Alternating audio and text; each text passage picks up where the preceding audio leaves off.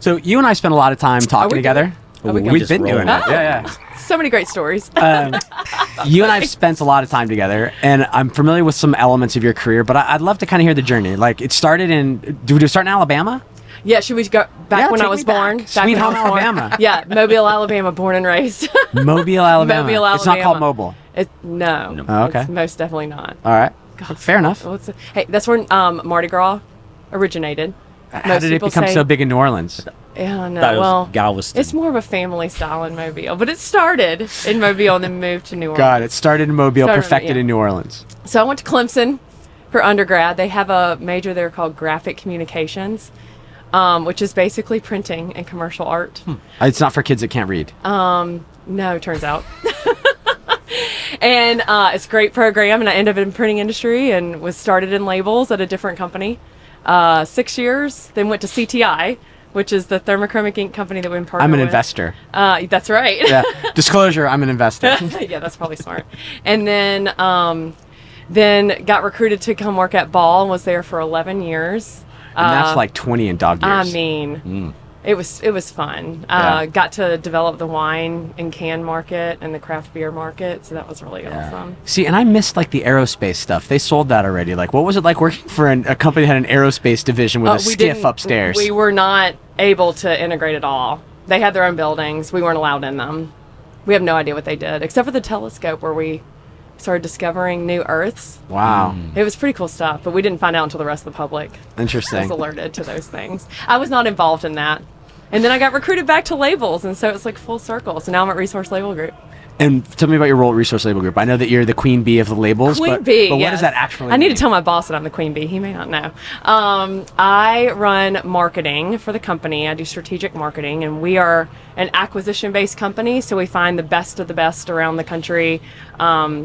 We convince them to come be part of our family. We use all of their amazing entrepreneurial qualities, like John McDowell, who you guys have seen, and we find ways to help our customers win in different verticals based on these unique skills of these different companies that we acquire. So I work for our corporate company and help set up things like this. And you guys are kind of at the center of what's happening with Co-opetition right now. Oh, yes. Like, you guys are part of a super group. Yeah. And that started with, what was it, Supply Side, or which one of those shows? Yeah, with Expo Energy. And so that was actually an idea that was generated by one of the partners that's a big influencer, Price Plow, in the sports nutrition market, had this idea of creating kind of a everything in one can, amazing benefit beverage that wouldn't be economical to scale in any way, but it was like, man, you can now like have this one thing, and it was like limited everything supply. everywhere all at once. It was only available. Yes, exactly. That is exactly what it's like, and it's only available at this one show, and so it was going crazy wild. Everything's getting shared throughout the event. People wanted it afterwards, but there weren't any more. And we were already working with another event. We had a sponsorship, and we're like, let's do it again. And so we did it. We actually had a whole kind of panel. We talked about all the different collaborations. And the key for us is, how do you take the best of the best at different verticals in the supply chain, bring them together, and see how you actually get more than what any one individual group could do on their own, because there's all the sharing of ideas and people bringing their innovations. I really like that, because I think a lot of times, even if it's supply layers, you think of everybody as competitors. Yeah. And you really need to think about that we should come together and collaborate on these like big ideas that really show off all of our uniqueness and distinction, and like, how do we show, because everybody here, you think about the brand owners and things, like they're all trying to figure out, how do we take this, quote unquote commodity and make it our own, create some emotional connection. How do we do that through flavor, through ingredients, through, the tactile nature of labeling and the color, and like all that is a part of this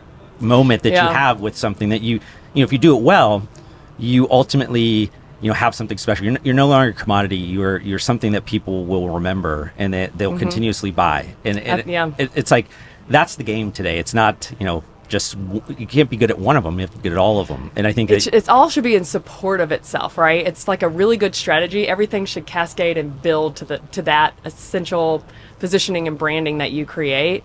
And so you can have an amazing product, but if it doesn't communicate or connect with the consumer, nobody's going to try it.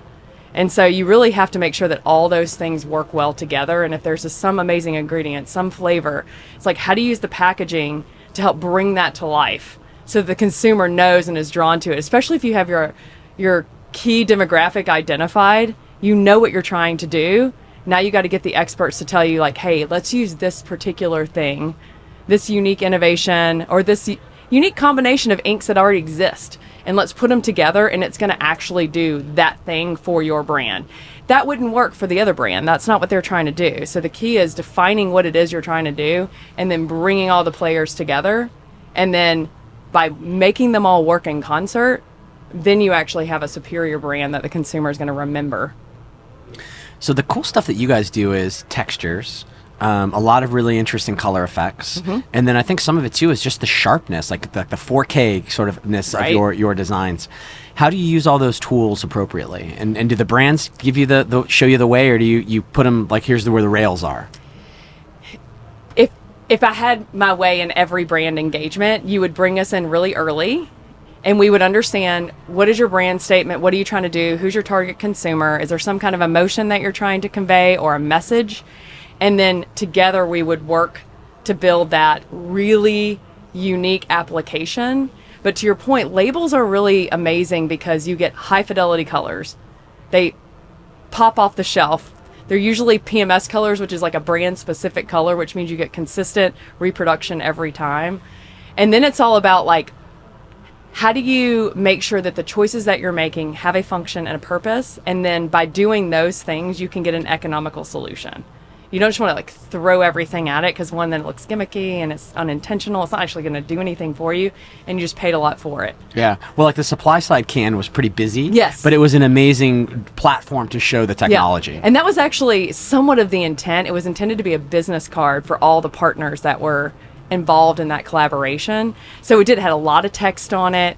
It was intended to be like a race car type design.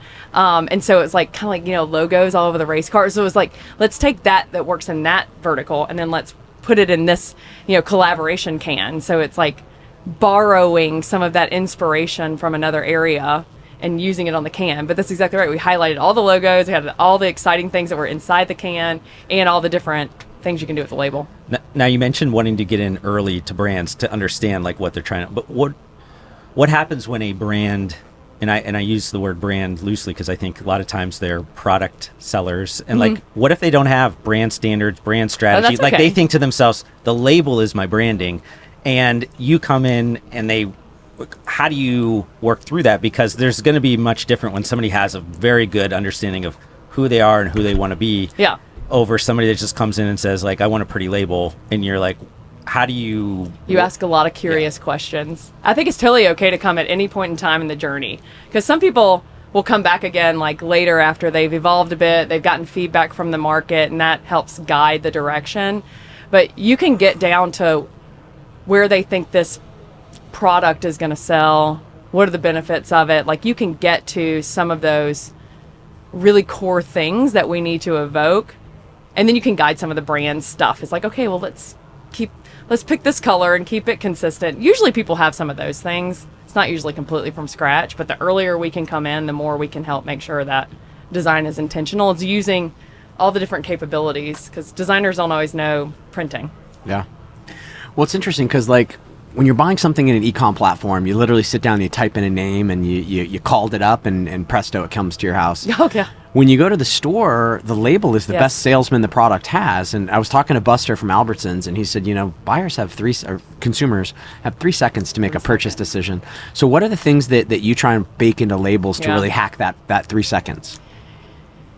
If you can get a customer to pick up the product, I think it's like 60% more likely to put it in your cart. Oh, more likely to go in the cart than back to the shelf. Then back on the shelf. So how do you get people to pick it up? Well, one thing is you can have textures or reflectivity, anything that's going to capture the attention, you're more likely to pick up that can. And so that's a lot of things that we want to try to do is, again, communicate what the product is, make sure that there is that logo branding so that they always know when to come back to it. And then is there something there that's going to allow them to pick that can up? Like the protein meter on Don't Quit will be a really interesting application because it's functional. It performs a purpose. It's memorable. You're going to see it. You want to touch it. And so all those kind of things happening on the package are going to capture a customer's attention, and that is hard to do with so many different options on the shelf.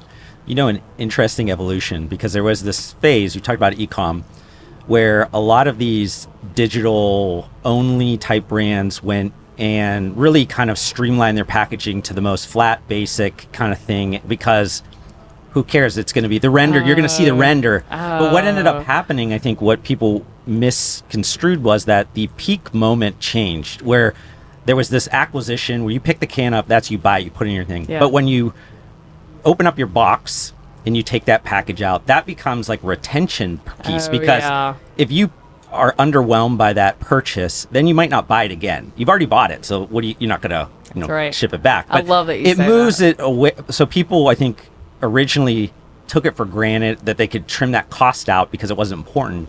It just moved the peak moment to a different area. Yeah. So it ends up that still the feel of it. If you're a luxurious or a premium brand, you want to have that feel that way. If not, people are going to go, well, what am I buying? Am I buying something cheap? Like what? The unboxing experience is so important. And if you're selling this lifestyle and then you open it up and it's this kind of chintzy, plain.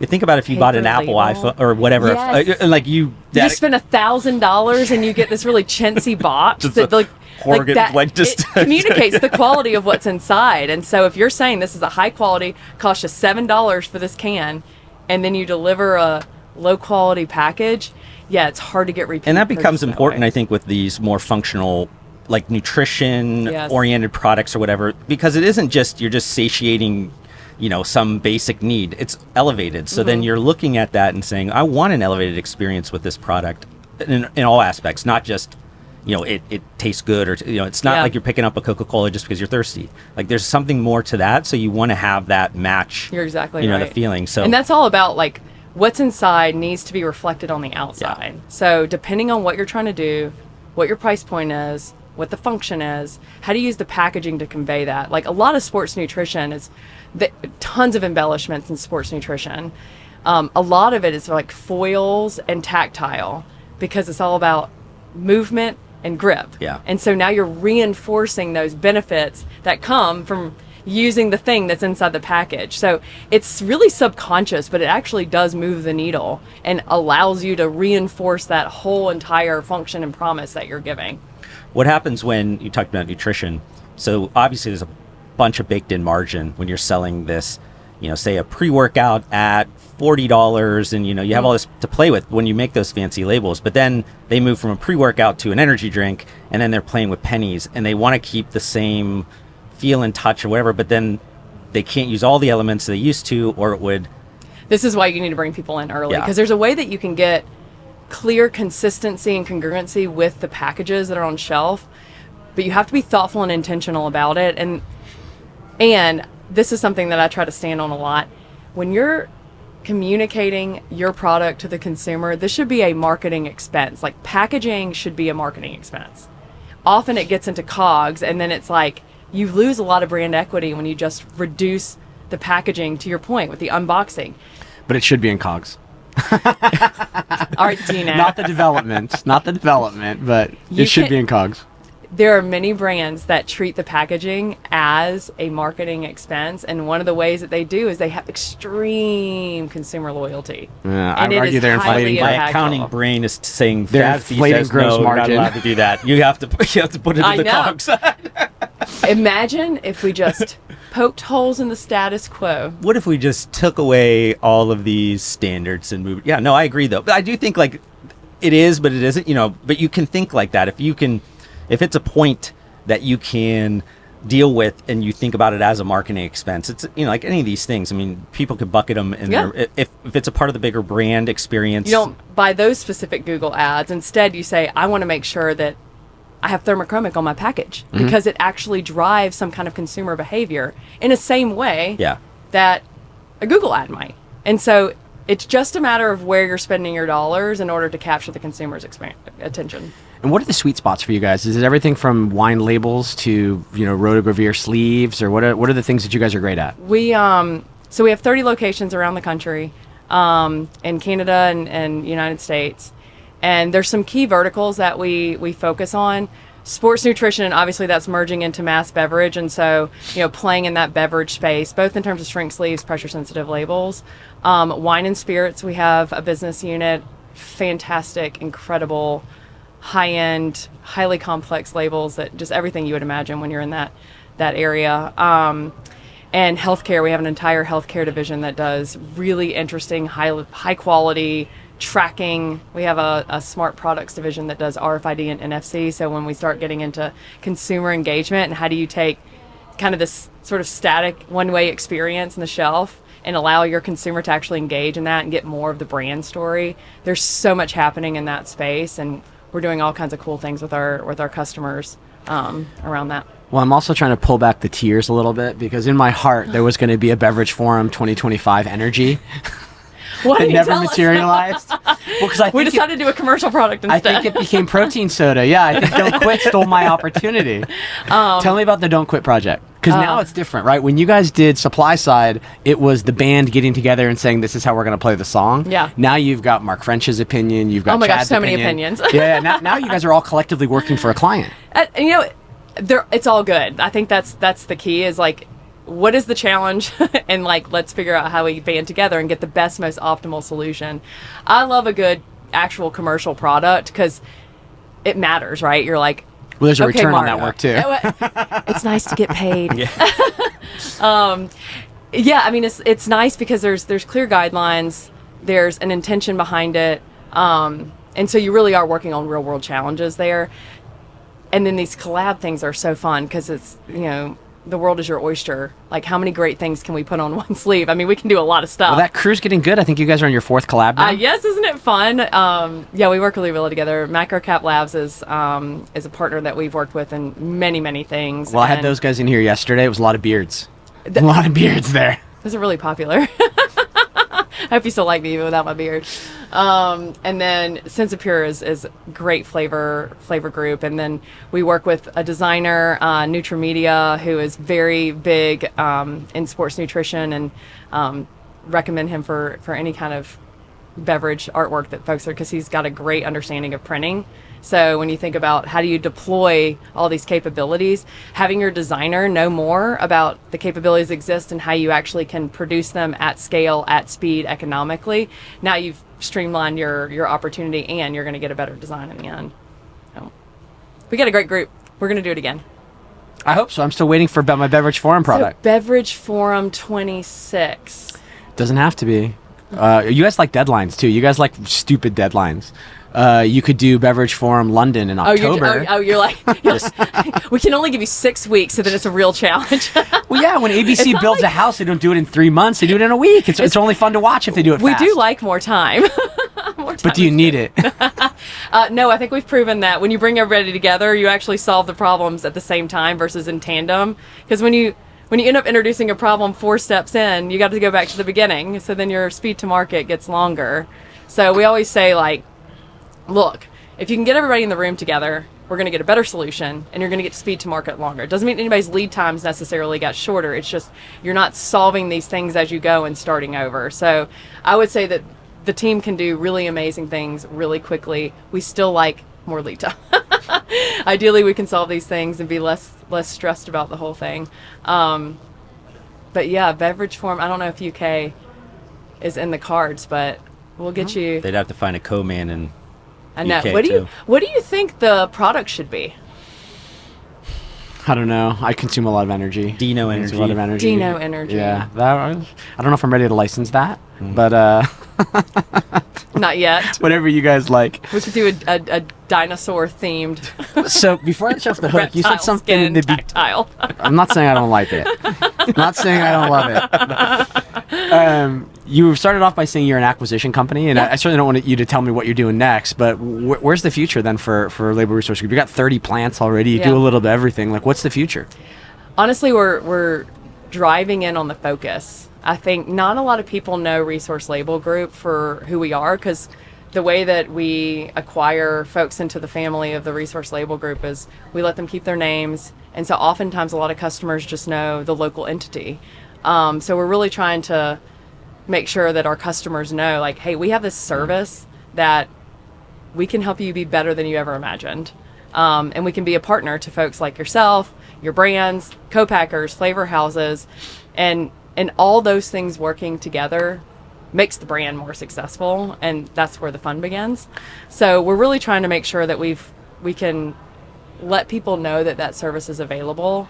And then I would say we're really diving in hard on how to do that connective packaging so that we can continue to help our customers build that story and that connection with their consumer. Because, I mean, there's so much more obviously out there when you can actually have a conversation at the point of sale. Yeah. Versus just having to put it all on the can or the bottle. So there's a lot going on there, and we're really excited about it. Awesome. Well, I'm glad. I mean, after chasing you all day, I finally got you in the chair. So dramatic. So thank you so much for coming in. I had a lot of fun. Can't wait till our reptile energy drink. I'm in. Dino NRG. Thanks for coming in.